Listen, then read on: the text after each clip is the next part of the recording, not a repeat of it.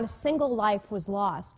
And if you want to, see some amazing photography too, the expedition photographer kept records. So there's actually films. There's wonderful photographs of. I have this book up here if anybody wants to look at it.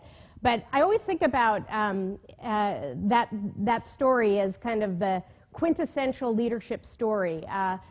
Men and people following someone in probably the most adverse circumstances.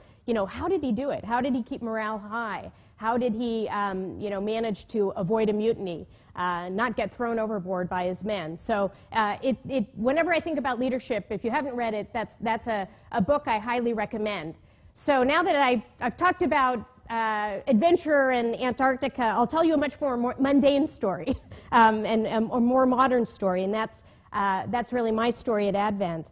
And I wanted to actually come clean and talk about my biggest failure in leadership.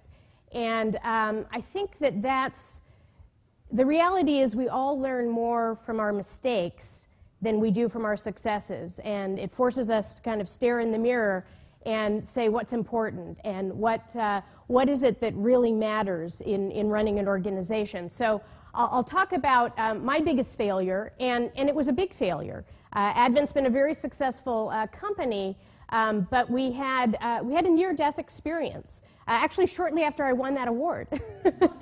And I had forgotten that was in the year 2000.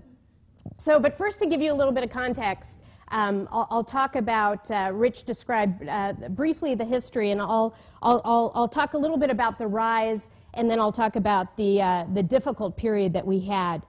So my